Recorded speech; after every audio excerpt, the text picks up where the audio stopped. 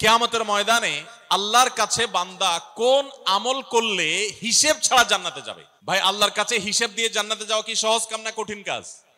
আরে আল্লাহর কাছে তো অনেক দূরের কথা। আপনি যে প্রতিষ্ঠানে চাকরি করেন তার মালিকের কাছে, উপরস্থ বসের কাছে একেবারে পুঙ্খানুপুঙ্খ করে প্রতিটা পয়সার হিসাব দিয়ে একদম সবকিছুতে পারফেক্টনেস প্রমাণ করা, এটাই তো একটা কঠিন কাজ, দুঃসাধ্য কাজ। সেখানে সারা জীবনের হিসাব আল্লাহর কাছে দিয়ে পাই পাই করে তারপর আপনি জান্নাতে যাবেন, বিষয়টা এত সহজ না। তাহলে হিসেব ছাড়া আল্লাহ তাআলা এমনিতে বলবেন হিসাব টিসাব নাই, তোমাকে এমনি জান্নাতে দিলাম, এটা চান আপনারা? দেখুন কোরআনে কারীম আল্লাহ তাআলা বলছেন ইন্নামা ইউওয়াফাস সাবিরুনা আজরাহুম বিগাইরি হিসাব। আল্লাহ বিনিময় দেওয়ার ক্ষেত্রে, সওয়াব দেওয়ার ক্ষেত্রে দুনিয়াতে যারা সবরকারী হবে, যারা ধৈর্যশীল হবে, যারা সহিষ্ণু হবে, যারা নিজেকে নিয়ন্ত্রণ করতে পারবে, এই সবরকারীদেরকে আল্লাহ তাআলা হিসেব ছাড়া দিবেন, তাদেরকে সওয়াব দিবেন হিসেব ছাড়া। তাহলে আপনি যখন আপনার কর্মস্থলে থাকবেন আপনাকে ধৈর্য ধারণ করতে হবে। আপনি যখন পাবলিক পরিবহনে উঠবেন আপনার মাথা ঠান্ডা রাখতে হবে। আপনি যখন আপনার বাসা বাড়িতে থাকবেন আপনার মাথা ঠান্ডা থাকতে হবে। মাথা গরম হয়ে যায় যাদের, হট মেজাজ যারা, কথায় কথায় মাথা গরম হয়ে যায়, ধৈর্যহীন হয়ে যায়, যেখানে সেখানে গন্ডগোল বাধায় দেয়, মারামারি বাধায় দেয়, ধৈর্য সহ্য বলতে কিছু নাই, এই লোকগুলো কিন্তু এই সৌভাগ্যবান মানুষদের কাতারে শামিল হতে পারবে না। ঠিক একইভাবে দাম্পত্য জীবনে সুখী হতে হলে সবর এবং শকর, এই দুইটা মূল মন্ত্রের কোনো বিকল্প পথ খোলা নেই। সেটা স্বামীর জন্য প্রযোজ্য, স্ত্রীর জন্য প্রযোজ্য। স্বামী হিসাবে আপনি স্ত্রীর অনেক অনিয়ম দেখতে পাবেন, অনেক কিছু দেখতে পাবেন, আপনার আকাঙ্ক্ষা, আপনার চাহিদা, প্রত্যাশার বিপরীত, আপনাকে সবর করতে হবে। ভাইরা আমার, আমাদের প্রিয় নবী সাল্লাল্লাহু আলাইহি সাল্লামের দাম্পত্য জীবনে কিন্তু টুনটান সমস্যা হয়েছে। আপনারা মনে করতে পারেন নবী সাল্লাল্লাহু আলাইহি সাল্লামের ঘর, ওনার স্ত্রীগণ সাহাবী, তারা উম্মুল মুমিনিন আমাদের মা, এত মর্যাদাবান মানুষ তারা, তাদের আবার ঝামেলা হয়েছে। ভাই, দাম্পত্য জীবনে টুকটাক সমস্যা তাদেরও হয়েছে। প্রিয় নবী সাল্লাল্লাহু আলাইহি সাল্লাম নিজে একদিন বাসা ছেড়ে মসজিদে নববীতে এসে মন খারাপ করে বসেছিলেন, তিনি বাসায় যাচ্ছেন না, অভিমান করে। ওমর রাদিয়াল্লাহু তাআলা আনহু বিষয়টা বুঝতে পেরে, তার মেয়ে যেহেতু নবী সাল্লাল্লাহু আলাইহি সাল্লামের স্ত্রী, তিনি সেখানে গিয়ে ভেতরে প্রবেশ করে তার সাথে কথা বলে তথ্য উদ্ঘাটন করে সেটা মিটমাট করার ব্যবস্থা করেছেন। স্বয়ং নবী করিম সাল্লাল্লাহু আলাইহি সাল্লামের জামাতা, ইসলামের চতুর্থ খলিফা আলী রাদিয়াল্লাহু তাআলা আনহু, তার মতো এত মর্যাদাবান মানুষ, তার ঘরে স্ত্রী হিসাবে আছেন কে?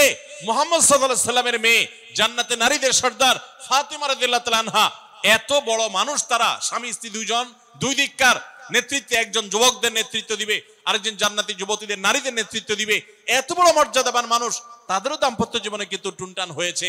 একবার আলী রাদিয়াল্লাহু তাআলা আনহু এসে মসজিদে টানটান হয়ে শুয়েছিলেন মাটিতে, মনটা খারাপ, ঘরে একটু হালকা ঝামেলা হয়েছে, তো এই জন্য মসজিদে নববীতে এসে মাটিতে শুয়ে আছেন।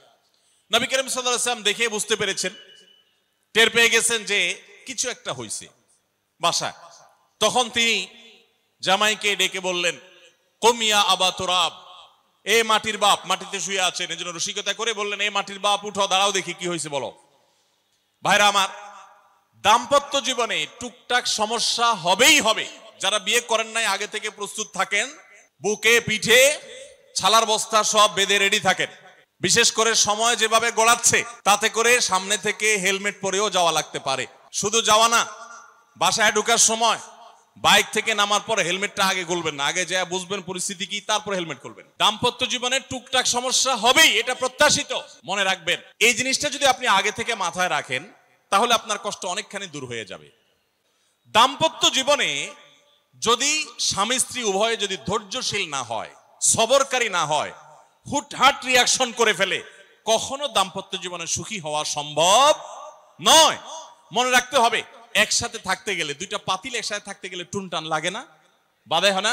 আপনার কাছে যদি কেউ এসে গাল গল্প দেয়, দেখবেন অনেকে গাল গল্প দেয়। গাল গল্প দেওয়া লোক আছে না নাই? ভাই, 30 বছর সংসার করেছি, জীবনে আমাদের একটা কথা হয় নাই।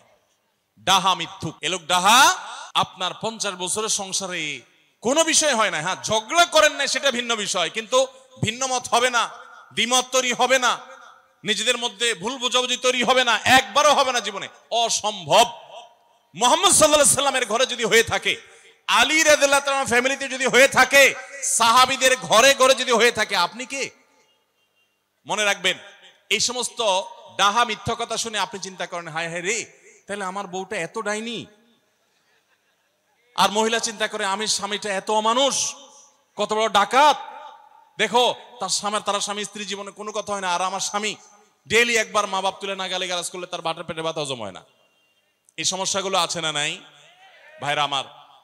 দাম্পত্য জীবনে একটু বুদ্ধিশুদ্ধি করে না চললে, শুধুমাত্র সোজা হয়ে দোয়া দুরুদ পড়বেন আর সব সোজা হয়ে যাবে, শুয়ের মতো এত সোজা না। একটু বুদ্ধিশুদ্ধি খাটায় চলতে হয় এবং সবর করতে হয়। এই যে ভদ্রলোক যদি সবর না করতেন তাহলে মারামারি কাটাকাটি করে কখনো সমাধান হয় না। স্বামী স্ত্রী উভয়কেই আমরা এই যে ঘটনা বলেছি, এই ঘটনার মাধ্যমে কাউকে ছোট করার উদ্দেশ্য না, জাস্ট বোঝানোর উদ্দেশ্য। এটা বিপরীত দিক থেকেও হতে পারে যে আমরা সবর করতে হবে দাম্পত্য জীবনে। তাহলে আগে থেকে যদি এই ঘটনা বলার উদ্দেশ্য হলো যে এই ভদ্রলোক আগে থেকে যখন অপেক্ষা করছেন যে হ্যাঁ অনাকাঙ্ক্ষিত কিছু হতেই পারে, তখন এটার জন্য প্রস্তুত থাকার কারণে আর তার ঝামেলা বাড়ে নাই, বরং কমছে। এখন আপনি যদি আগে থেকে প্রস্তুত থাকেন, দাম্পত্য জীবন টুকটাক সমস্যা হবেই, দুই ঘরে দুইজন মানুষ একসাথে হয়েছি, বহু কিছুতে গরমিল হবে। অতএব আমরা সবর করব, ধৈর্য ধারণ করব, ভালো দিনগুলো দেখব। প্রিয় নবী সাল্লাল্লাহু আলাইহি সাল্লাম বলেছেন, তুমি তোমার স্ত্রীর কোনো কিছু দেখে যদি রাগান্বিত হও, আপনার স্বামীটা হয়তো অমানুষ, সে আপনাকে গালিগালাজ করে কিন্তু চরিত্রহীন না। অনেকের স্বামীটা খুব ভদ্র কিন্তু চরিত্রহীন, ব্যবহার ভালো করে চরিত্রহীন, তাদের কষ্ট আপনার চাইতে কম না। অনেকের স্বামী খুব ভদ্র কিন্তু বেকার, দুই পয়সা কামাই করতে পারে না, সারাদিন ঘরে বসে বসে খায় আর শ্বশুরবাড়ি থেকে যৌতুক এনে আইনা খায়, নিশ্চয় আপনি তার চাইতে ভালো আছেন। মানুষ এভাবে যখন ভালো দিকগুলো চিন্তা করবে তখন তার ভিতরে শকর আসবে। তাহলে দাম্পত্য জীবনে সুখ শান্তির জন্য তৃতীয় করণীয় হলো সবর এবং শকরের চর্চা করা। আল্লাহ আমাদের সবাইকে তৌফিক দান করুন।